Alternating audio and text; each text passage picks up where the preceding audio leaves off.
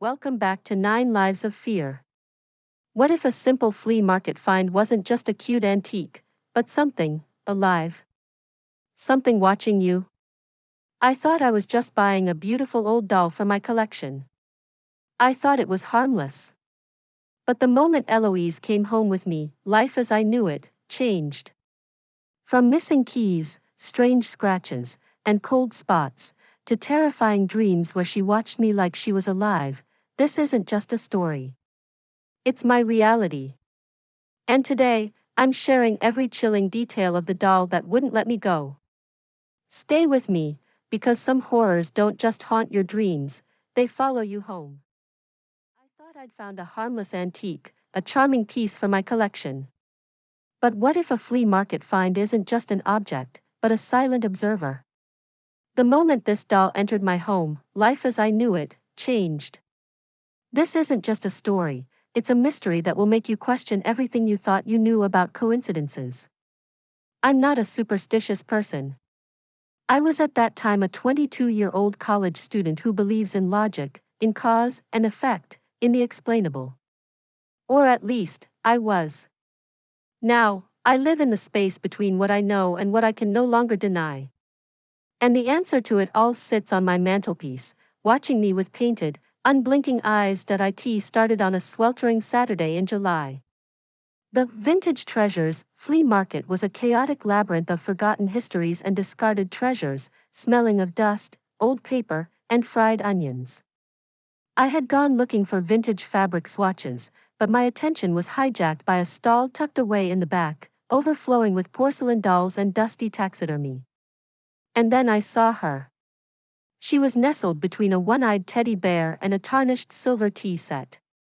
She wasn't large, maybe 14 inches tall, dressed in a faded cream-colored Edwardian dress with delicate lace yellowed with age. Her hair was a cascade of black, perfectly coiled ringlets, and her face was porcelain, flawless except for a tiny, almost imperceptible chip on her left earlobe. But it was her eyes that held me. Deep, glassy blue, with a fleck of white in each iris that gave them a startling, lifelike focus. They didn't look vacant or serene like most antique dolls, they looked knowing. "She has a presence, doesn't she?" Mr. Calder said, his voice a gravelly whisper. His eyes were as cloudy as a winter sky. "She's beautiful," I breathed, reaching out to touch the cool porcelain of her cheek. 15, he said. I blinked. $15? Are you sure? For a doll of this quality, even a replica, it was practically theft. He nodded, a strange, sad smile playing on his lips. "She needs a home. Just be good to her." The price was so low it was unsettling, but the pull was too strong to resist. I handed him the cash. As my fingers brushed his grip was unexpectedly cold. He wrapped her in brown paper without another word. The journey home was a mix of pure elation and a subtle, humming anxiety I couldn't place. I kept glancing at the paper-wrapped bundle on the passenger seat. The car's air conditioning was on full blast, but I felt a persistent, creeping chill from the bundle, as if it radiated a cold all its own. I told myself it was just the excitement of the find. But the feeling lingered, a quiet note of wrongness threading through my victory. I named her Eloise. It seemed to suit her vintage elegance. I placed her on the mantelpiece in my living room, a perfect spot where the afternoon light caught the sheen of her hair.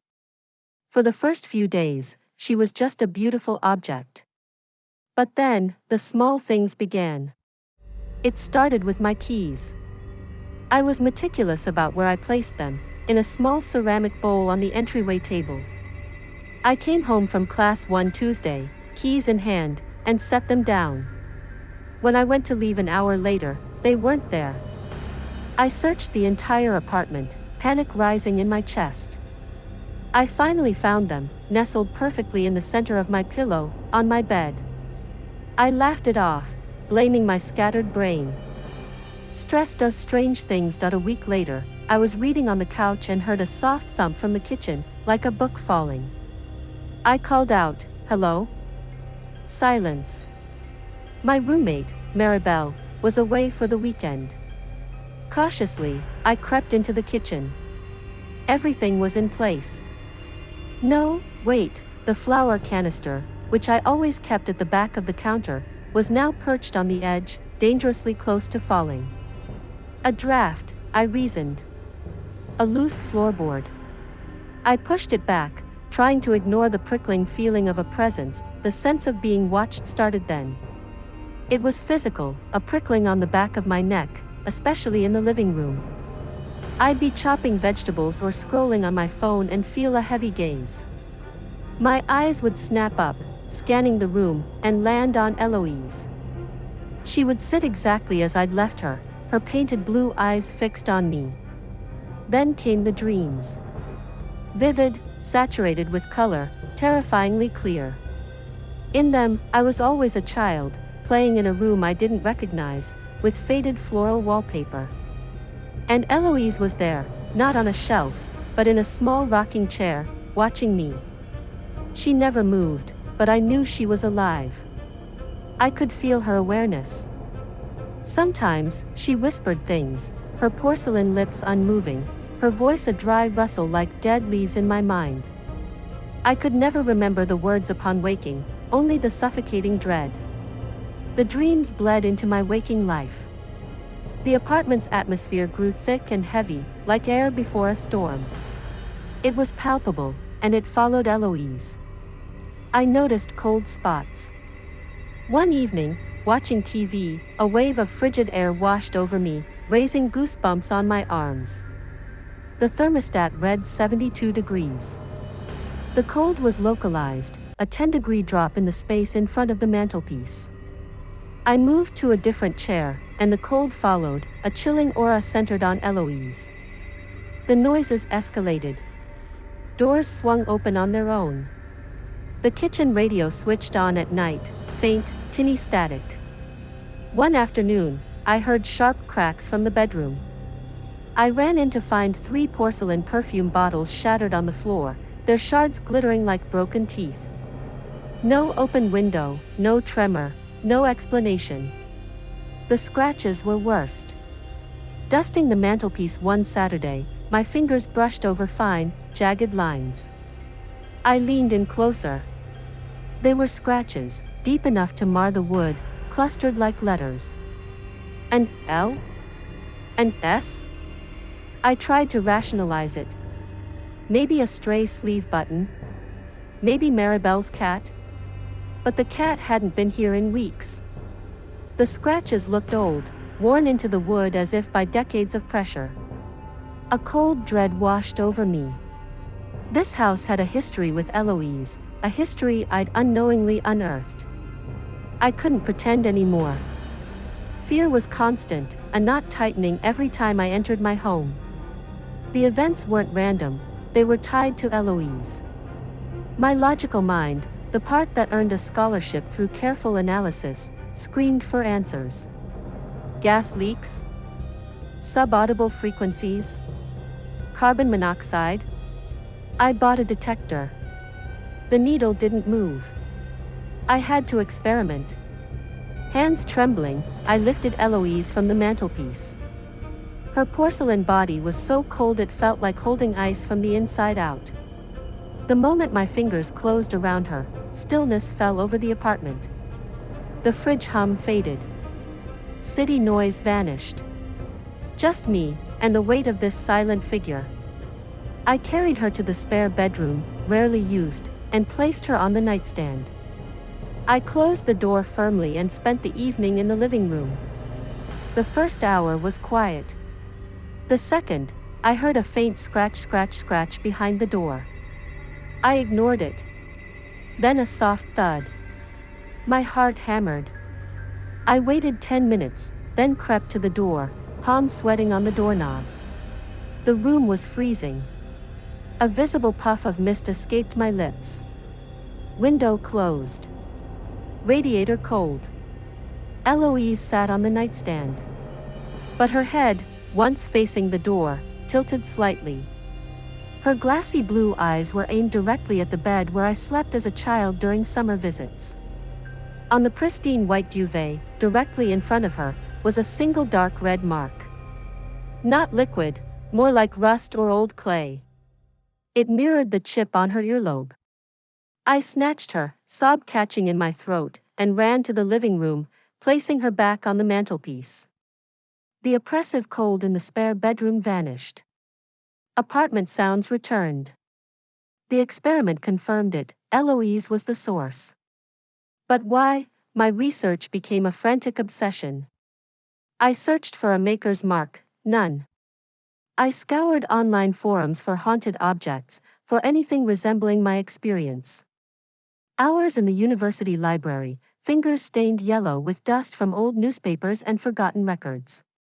Nothing. No missing child, no tragic seamstress, no story of a cursed doll. She remained a perfect, unanswerable question, a silent, beautiful enigma. My mind craved logic, a historical fact, a psychological explanation.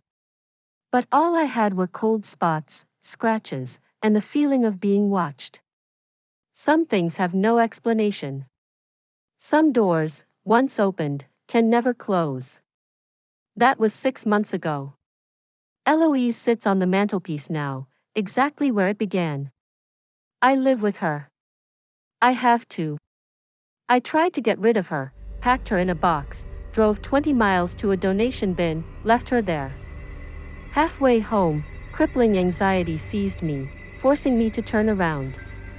When I opened the bin, she was sitting on top, her blue eyes glinting in twilight.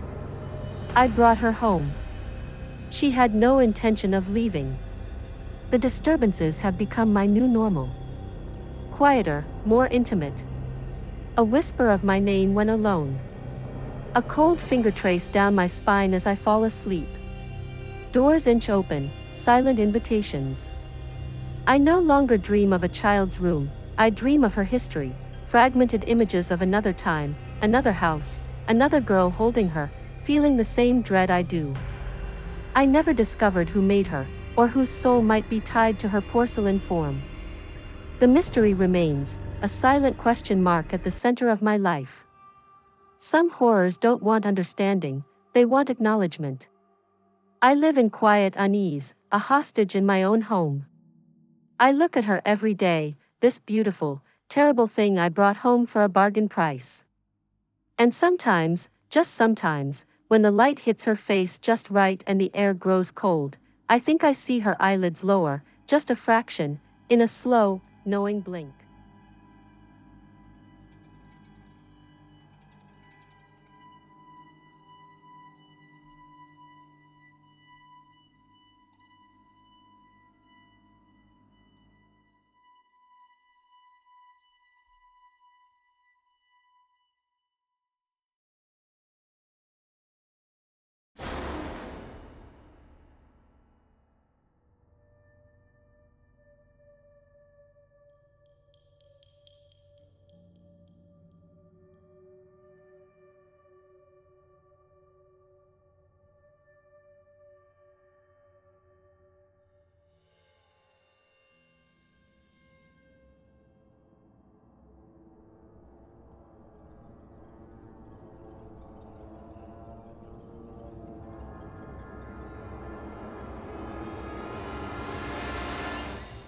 Some stories end with answers.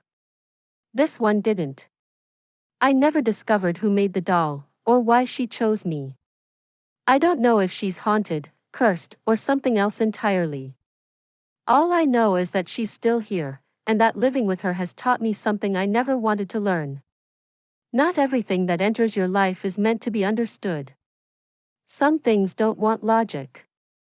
They don't want history. They want acknowledgement.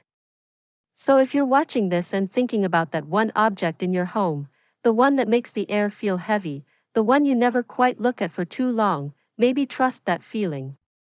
Because sometimes, the scariest part isn't what follows you home. It's what refuses to leave. I used to believe that fear needed an explanation to survive. That once you understood something, it lost its power. I know better now. Some things don't fade when you shine a light on them. They wait. They settle in. They become part of the background of your life, subtle enough that you almost forget they're there. Almost. Eloise still sits where I placed her. The house is quieter now, but the silence feels intentional, like something listening. I've learned to live with the unease, to move carefully through my own home, to respect the presence I invited inside without meaning to. Maybe that's the real warning. Not every door announces itself when it opens. Not every horror arrives loudly. Some come wrapped in brown paper, sold for a bargain, and carried willingly across the threshold. And once they're inside, they don't need to follow you anymore. Until next time, stay aware. Not everything watching you blinks. Hey, horror fans. If you enjoyed our chilling tale and want to keep the spine-tingling stories coming, don't forget to hit that like button. Your support keeps the darkness alive. Share this video with your friends, let's spread the fear together. And if you haven't already, make sure to subscribe and turn on notifications, so you never miss a hair-raising moment. Join our community of thrill seekers and prepare for more eerie adventures. Thanks for watching, and remember, stay scared.